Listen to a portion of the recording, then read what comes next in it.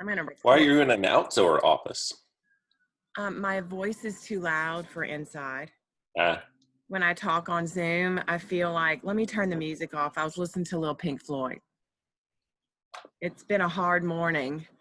Um, I just found out that one of my old friends that I started, like when I started, the reason I started in Lusher was a grant right after Katrina to do positive behavior support in our schools right after Katrina. It was a grant from the government. So I was a cohort of 14 people. And at this point, we've lost 3 from that cohort. oh. All African-American males. Really wonderful. And I lost coach today. So, whew.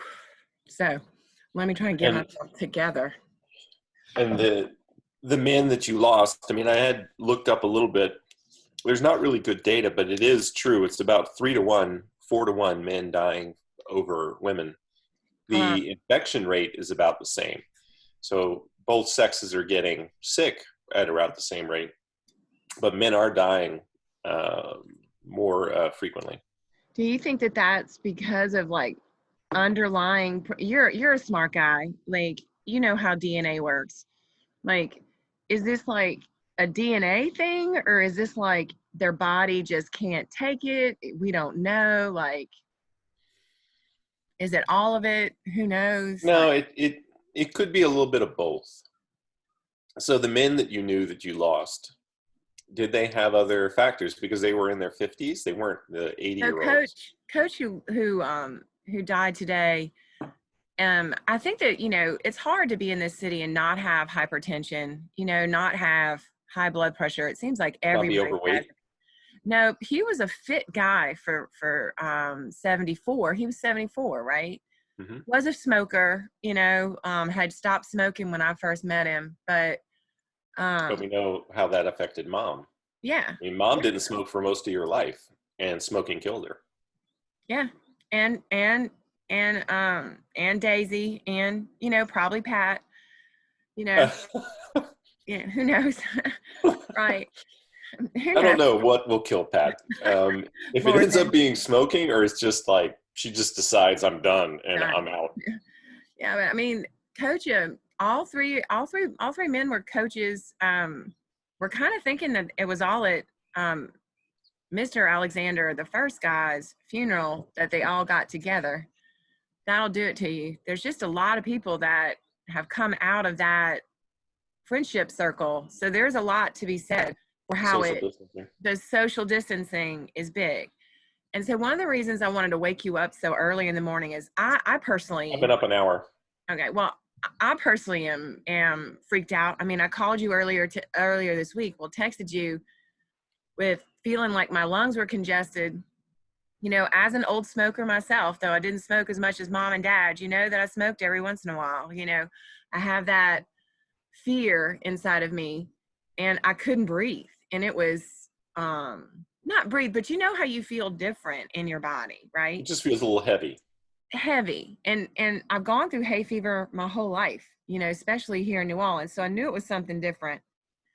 But of course, we're all connected now. Not all, but you know, through texting, you know, I found out that a friend of mine had gone through the whole process of getting tested and what they prescribed for her. And so I went to go get over the counter, and I'm in and out. Like Steve and I pretty much, of course, we're probably one of us that have it, right? You know, the 20% that they say walk around with hardly any symptoms that are infecting everyone. So when we go out, we're limiting how we do this, right? So I just want you to, I'll tell you what I'm doing, and then you tell me what I need to do better. And through that, we'll be able to post this for my kids in my classroom. And hopefully my moms and my dads or parents will see this also, because I think this is kind of how we're all doing it, right? We're Right. all washing our hands before we leave. I have my grocery bags that I'm washing. I don't shop with my shopping cart. I shop. It's usually one of us that goes. Steve, since this high thing of men, I've been trying to tell Steve to say I'll do the shopping and stuff, and he's like, "Wah!" But I really am trying to do that. And so I just shop with my bags, Yeah. and I will admit that I do bring my oldest son with me. He's very healthy. Maybe I shouldn't, but he helps me carry my stuff around. Um, and we only get what we need. We're not doing that bulk shopping like everybody wants us to, because frankly, I don't know. I can't tell you why we don't do that. And then we come home and we wash everything. We wash doorknobs when I come in. Like, I'm a big fan of Clorox wipes. So I'm Cloroxing. I'm not doing that crazy like nurse thing. Remember we talked about that last time? Yeah. I'm not cleaning my boxes, and so we're only limiting all of our stuff to pharmacies and the grocery. And we're going to our local grocery. We're not really going to the big grocery stores. We're staying at, as you know, the little Yep. shop down the street. All right. Mm-hmm. And then the rest of the time we're here. So, talk to me about, just start there and then you can expand and go any direction you like. Like, how are y'all doing it? We're doing something similar. I mean, we've stopped using our grocery bags because there's guidance to go ahead and just use plastic and throw them away, and things like that. Hurt the planet. Oh my gosh. Okay. I know. I'll be okay. So why don't we use, or if we're washing our cloth bags every time, why is that not okay? No, that's fine. I mean, I think washing the cloth bags each time is perfectly fine. And, Okay. I think we still have to, think carefully about what's happening. And, the guidance still, and I think I've said this each time, but what we're trying to do, or what the government is trying to do and the health authorities are trying to do, is that flattening the curve says nothing about, people not getting sick eventually.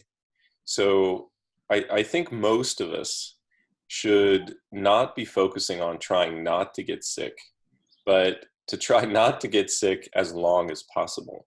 But just accept the fact that most likely you're going to get sick. The difference is, especially if you're in a high risk category, if you're older, if you have any of the known risk factors like diabetes or being overweight or being a smoker or hypertension, things like that. What we're trying to do is have you get sick last. Get sick when there's lots of hospital staff and support. We don't want those people getting sick now when there's a lot of other people that are going to the hospital Desperately, like, could die. Like, Right. I probably, I mean everyone could die, like, who knows, but Mhm. I Yep. would probably be less likely to die of corona than, let's say, Aunt Pat. We always Right. pick on Aunt Pat, right? Yeah. um Yeah, and Pat's great, and she's a good example because she's in her 80s. She's smoked forever. Her Still lungs can't be in smoking. great shape. Still, But still smoking. Still still smoking. smoking. uh So I think it's trying to avoid those people, and everyone deals with this differently. And one of the biggest things I think we have to do as a society is just have compassion and lack of judgment against other people. like, I'm You know, fearful. I don't want to tell anybody I feel sick. Like, it's yep, truly like the Black Plague. They're like, oh no, no, stay away, stay away. So yeah. I'm hearing. I'm sorry to interrupt. No, it's all right. I mean, I think the thing is, we all, like, I'm sitting here and, I have a feeling that, most of the time, the odds are that I wouldn't get sick enough to have a problem. And even if I did, I probably wouldn't die. I don't have the underlying medical factors, but who knows? I could get sick and die from this. But it's not something that bothers me. It's not something that I'm worried about because, the odds are that it's not going to happen to me. And, I think that the compassion part is, I have to realize that everybody doesn't look at it that way. There are some people who are just deathly afraid of getting sick at all. The And, mask wearers. The mask what? wear. I call them the mask wearers. Yeah. And, they're wearing masks and gloves in public and, taking extreme measures. And that's fine. You know, if it works for them and if it's not hurting somebody else, I'm okay with that. If it's not taking masks away from the people who are actually using it every day, all the time in our hospitals, then fine. If it's a homemade mask that they're happy with, great.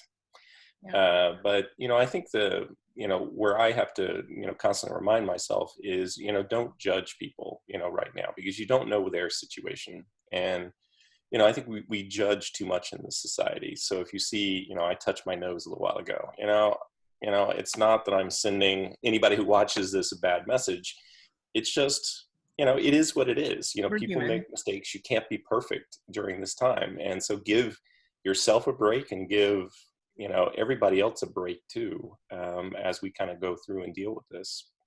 Yeah. But I think I've told you that so many of my kids and many of the kids at our school have parents that are firefighters, first responders, like work in the healthcare system right now.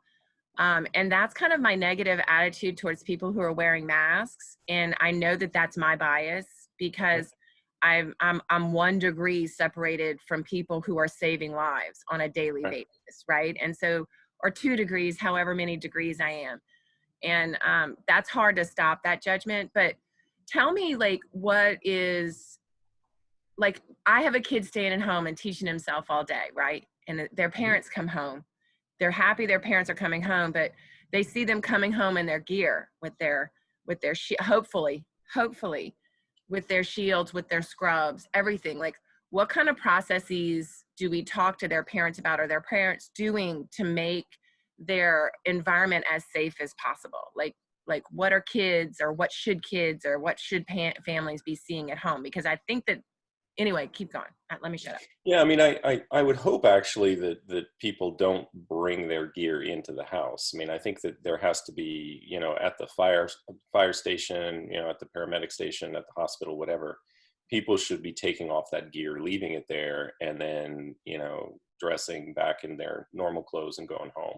Right. I think even things like scrubs and stuff, it's common to see people, commuting home in their scrubs from, finishing their shift. And, I think these days, I think that it would be better if they actually had a clean pair of clothes, at their work where they can change into. Now, maybe there's not all of these places have the facilities to have lockers and leave stuff. And I don't know, but Me either.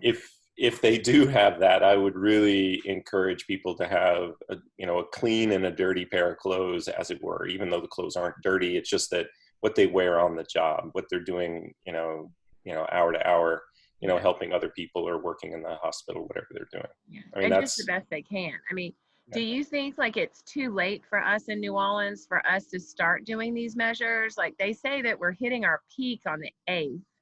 I don't even know what that means. Like, does that mean we're not, like, what does Can you that still mean? see me? Yeah. Can you not see me? Yeah, I wonder if I can share something. I can share my screen.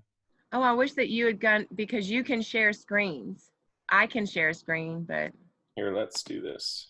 okay. Allow Zoom. Wow, I have to open my system preferences Oh, and give no. Zoom. Do you want to email it to me? Maybe I can.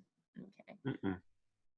We have a teacher whose husband works in ICU, and they have a baby, a brand new baby at home, like a 6-month baby at home right now. And so he's the one that got me thinking about that, because he usually like strips all of his clothes off, and they have like a hallway, and then they wash every day.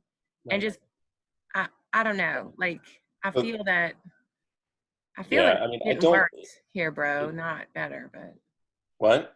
I feel like it's getting worse here, bro, not better. Yeah. But What I was going to show you is there's a good website. I mean, and hopefully it doesn't,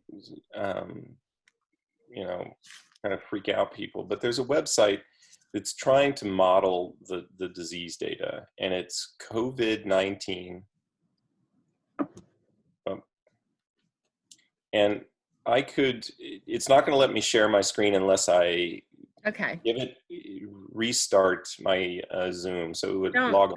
Don't even, I can attach it under the video when I put this on my classroom. Oh, I touched my face. Okay, COVID. COVID-19 dot Yep. healthdata.org.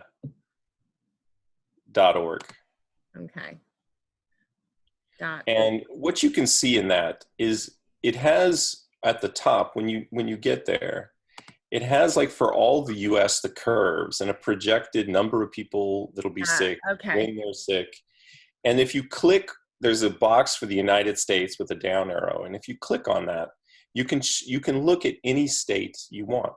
And you can look at like Louisiana and see where they are. And, you know, the projection there is April 9th is the peak. You know, April 9th or 10th is going to be the peak there.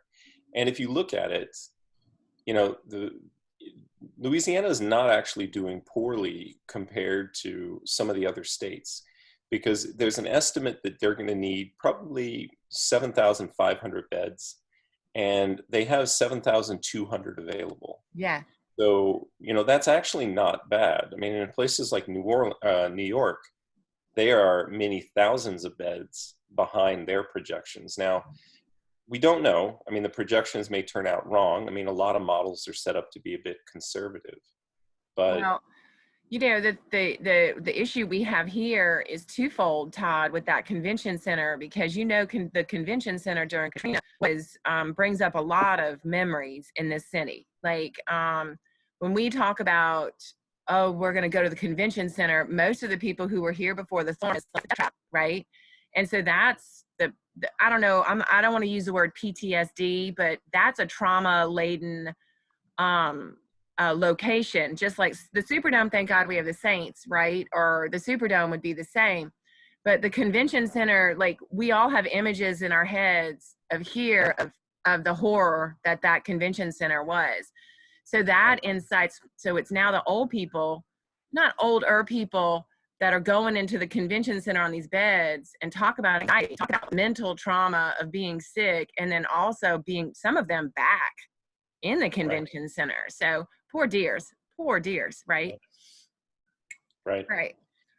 Yeah. So So, you know, I really would, you know, I mean, I wish we could show this now for the video, but I would say that, you know, I mean, I don't know if it would be reassuring to people or not, but I think looking at something like that, there's also the chance that, you know, you've already hit a peak. You know, the largest number of deaths in New Orleans were on March 31st. The data for April 1st, you know, went down slightly. You know, who knows? Maybe it'll go down from there. what Maybe does that that was. mean? What does that mean that zero recovered? Is that like no one in the hospital yesterday got out of the hospital? Is that what that data means? Are you seeing that? Because I have data that maybe I should stop looking at my data, but Yeah, um, it says zero recovered, and I'm interpreting that to be, uh, discharge. huh? I think it means Discharge. discharge from the hospital. Okay.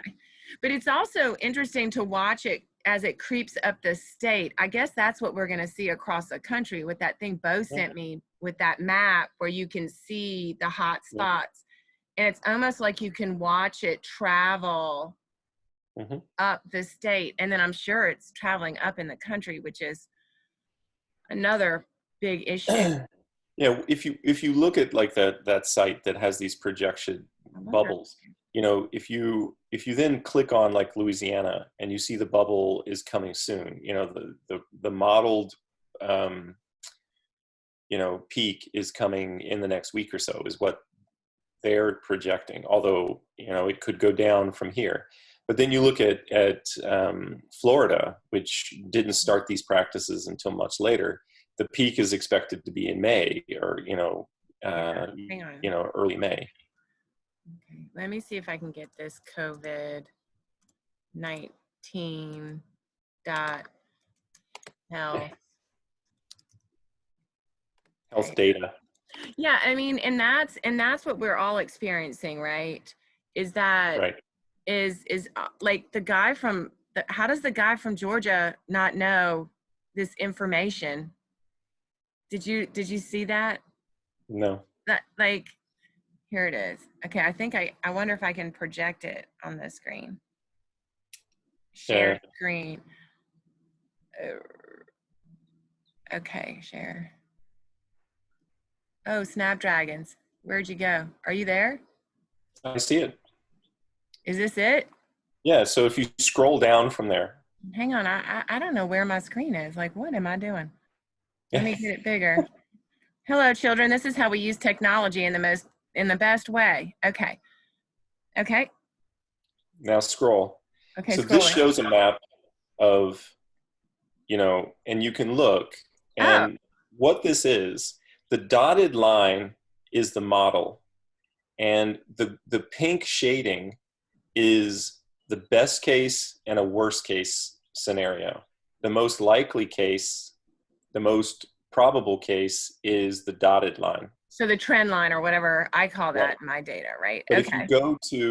if you click on United States of America, the down arrow there, click on that and go to Louisiana. There should be a drop down, or just type in Louisiana maybe. Oh, go scroll down to Louisiana.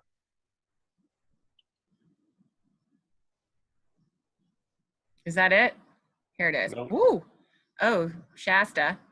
There you go. Okay.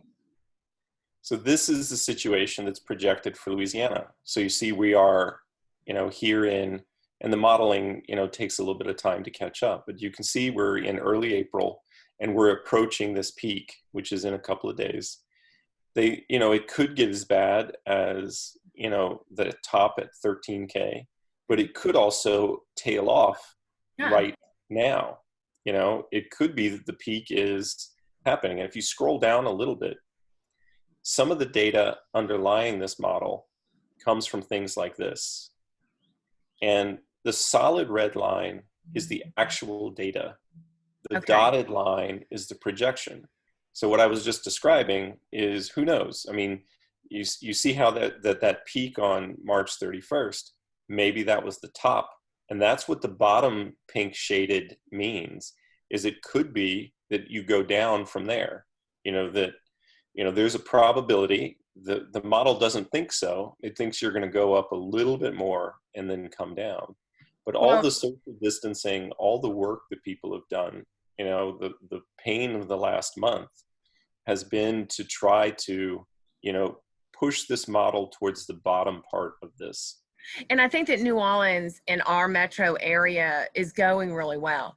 But when you talk to like Mr. Brewer in Grant Parish, who thinks it's all a hoax still, I won't get into the political ramifications of this disease right now. I won't do that. The last thing I want to talk to you about, unless you have more to say, is that at the beginning of all of this, you said that we have to assume that we're all going to get it, or we might get it in different degrees. Yep. So is this, I hate to compare it because it is so inflammatory, and sometimes, is this going to be like a new flu variety, a new, or is it going to be more like a chicken pox thing? Like you get a vaccine, and maybe you get it later in life, but you're pretty good. Like, are those two good kind of explanations of these kind of things? Like one common than the other? I don't know what I'm trying to say, but I think you. No, but those are good examples of two extremes. I mean, like flu, why we get flu shots every year is it mutates significantly one year to the next, and there's a big change. Things like chickenpox, varicella does not mutate that readily. So, typically once your body has seen chickenpox, it mounts a pretty good immune response that'll last, 10 or 15 years, no problem. And then as you're kind of quietly exposed to maybe a kid or a grandkid who has it, it kind of bumps your immunity up. Flu is different. Flu, every year, there's changes in the genetics of the virus that make it able to infect people who, got the flu last year. So it's a good analogy. And, we don't know yet. We really don't know if, so the coronavirus epidemic that happened, the original SARS epidemic in 2002, 2003, had a virus that was similar to this one, but it was only 80%. This one is only 80%, roughly similar to the last one. And that's a big change. Typically, you don't see such a large change, like 80%. Typically it's very minor changes in flu that allow I see. Like the mutation, 20% of SARS has mutated to become this corona that's because I don't remember. I'm so bad. It may not be mutation. it may be that it was just a different Strain. strain circulating in a Like bats or was SARS really the, I don't remember SARS being like this big in all over the world. I thought it was like more Asian based, like it it didn't was. travel like this has traveled, right? Or am I Yeah, wrong? Am I off base? no, you're right. This one is spreading, and it spreads easier and probably lives a little bit better. So that 20% change, from the SARS in 2002, which infected a lot of people in Asia, but didn't then jump the rest of the world. This one, that 20% difference, some of those differences are allowing it to, probably infect people faster and easier. A lot of times, if I think I've used this analogy before, if I had one virus on the tip of my finger and I, put it in my mouth, I may get an infection. I may not. My body may clear it. Boom. It just depends on how virulent that virus is. If I have a million on the tip of my finger and I put it in my mouth, I'm most likely going to get infected. Yeah. And it may be that, there's a certain level, a certain amount of virus that gets into people.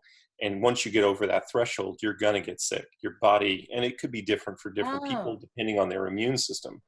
And it may be that for that original SARS, you needed a lot more to cross that threshold where most people's immune system couldn't just clear it, easily. So, I mean, there's factors like that in play too. It's not the only one, but there are factors like that in play. so it's like a super virus in some ways. Yeah. So, and it's like maybe it's been brewing for a while, like that flu pandemic in 1918 that they compare the Spanish flu or whatever they compare this to. Um, so tell me, just spend a moment to tell me what the heck people are doing to find, like, what is the process of finding vaccines and helping? Like, where are we right now with your big brain space? What are y'all doing, y'all? You virologists, what are y'all doing right now that you know of? Yeah. So, I mean, there are four main categories of therapies that are being explored, and there's probably more. So there's vaccines, and I know at least 35 companies or groups. Could be academic groups, it could be the governments, it could be companies. There's 35 at least, last I saw, that are developing some form of a vaccine or testing Okay. some form of a vaccine. The problem with that is it's going to take time. By the time, the fall runs around, we're not going to have a vaccine. It's probably, at a minimum, it may take 18 months. Okay. And you have to be very careful, I think, with vaccines right now.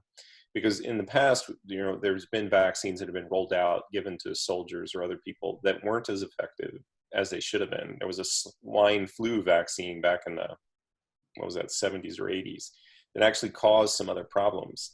And I think that in our climate now, where there are some people who are resistant to vaccines, that we have to be careful that we don't rush something in that harms healthy people. And that's the big difference. Vaccines are given to healthy people. So you need to make sure that they're not going to do any harm. So that's That's a because, fairly high bar, and it takes a while to do the testing and make sure that you're not going to hurt, healthy, normal people. like, I So that's saw, one I'm type. sorry to interrupt, like I saw these ladies, they're doing these not ladies, but I've seen news of them injecting people with these vaccine type things. Or is that not a vaccine that they're injecting to these people on the news? That's not a So vaccine, it's a treatment. Is it? Okay, you're no, going to the next thing. no, I mean, there are clinical trials right now. So even Okay. though I said vaccines probably won't be ready for 18 months at a minimum, 12 to 18 months, they are testing them right now. And Okay. so volunteers in clinical trials, people are getting vaccines. I think in April and May, several vaccine initial trials are kicking off. So you could have seen images of people, getting a vaccine right now. Okay. Okay. So there's the other thing is people are working on new chemical entities, so drugs that can kill the virus or can Okay. stop it. Is that a So malaria drug that I keep hearing no, about? Oh, that's what different. I think what I'm thinking is happening is there's two different areas. People are screening libraries. I mean, one of the ways drug companies develop drugs against something is they have libraries of billions of different chemicals, and or millions of different chemicals. And what happens is you then screen those in assays and tests to see which ones, and it's a brute force method, which ones kill the virus or stop it from infecting. So there's probably new development happening where we're screening libraries, or companies are screening these massive, massive libraries of compounds to see if any of them have antiviral or anti-coronavirus activity. So that's new research, and that's going to be hit or miss, and that's going to take some time. Yeah. But people are also screening existing drugs, so drugs that are on the market. So things like chloroquine, things like remdesivir, so there's some HIV drug cocktails that are being tested. Okay. So they're taking those, and since they're approved for use in other circumstances, they've already gone through the safety aspect. And doctors know they're safe. And so under these circumstances, for some patients, you can run a clinical trial very, very quickly, because you can just go ahead and, try and see if any of these existing treatments, existing drugs work. And so that's happening right now. And that's where chloroquine fits in, remdesivir, which is a Gilead drug. Then there's another class, and my company is working on this. We're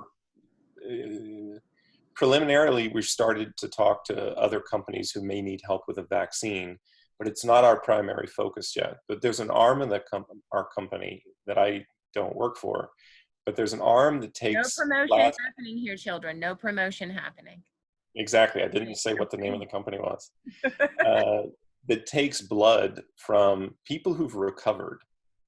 And, most viruses, a lot of viruses, you can stop them from infecting someone if you use antibodies. And so your body, you get sick, your body, there's three main arms of the immune system that try to attack that. There's an innate immune system that comes really early. These are cells that are circulating in you all the time. Then there's an adaptive immune system, which is antibodies and T cells, so killer T cells, they get activated and try to kill what's in your body. Those take longer. Yeah, or soldiers. But we know that antibodies can neutralize the virus, bind all over, and kill the virus. So what we're looking at now, or not we, but doctors and companies are looking at, is taking blood from people who were sick, their body generated lots of antibodies, purifying those antibodies, and then putting those antibodies into sick people and see if it can bind some of the virus and help them, give the sick person's body a break, and kind of let their immune system the vaccine process. Like that's how the vaccine is. They're going to be these people that are recovering, they're going to try and take. That's why the doctors are— is that why the doctors are asking for more global testing, so they can find these people that are naturally surviving the corona instead of just the sick ones? They want to test more people. Is that why? Is that the main underlying reason for that?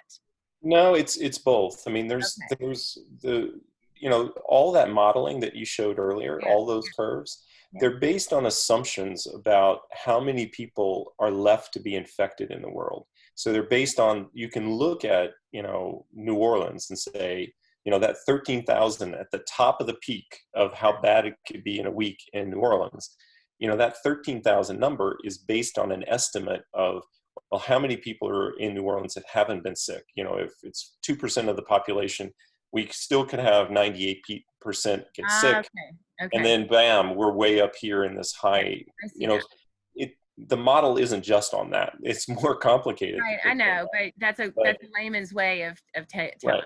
Okay. So by testing more people, you get a sense of, well, maybe it's more than 2% of the people in New Orleans have been, maybe it's 50% have been infected and they haven't had any problem, with the disease. That's why the numbers have jumped. The numbers jumped huge this week for us. And that's when it went to almost everybody. But we're doing a really good job of distancing ourselves in the city. You don't see hardly— you see us people exercising, but other than that, there's not a whole lot of crap going on.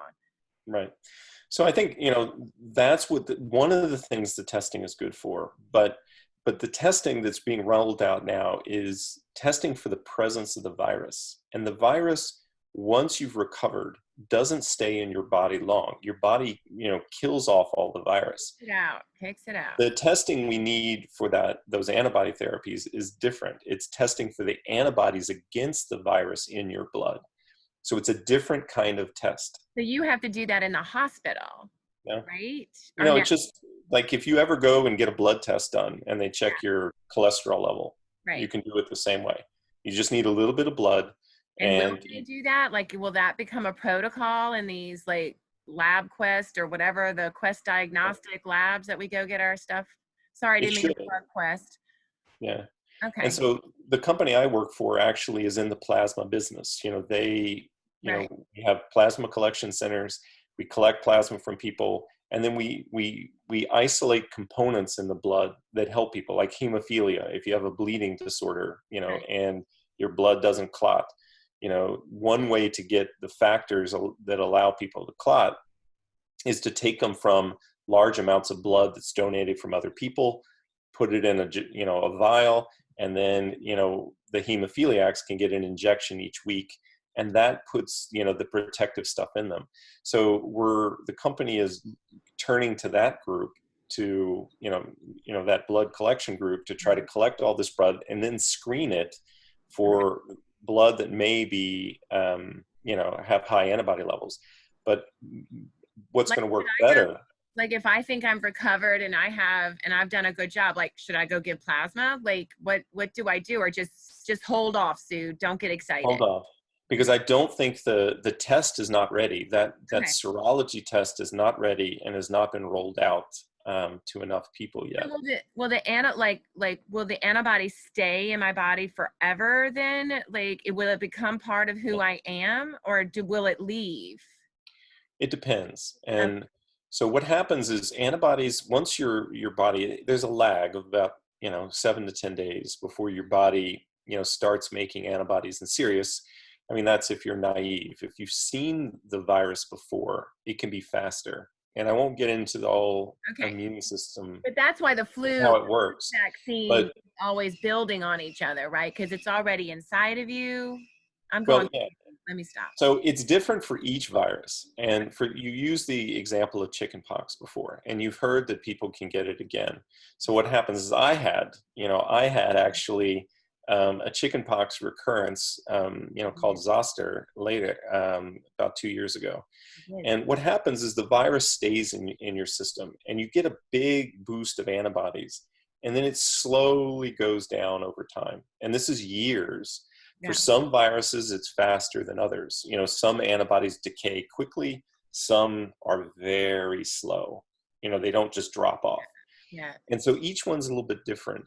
And we don't really know yet for coronavirus, but most likely, if you're in this shape and you start going down and you're then, exposed to someone who has the coronavirus again, you go back up. Your antibodies get boosted. It's a process of boosting. So, that then, and then, like 3 years from now, if you're infected or near someone who's infected again, you get boosted again.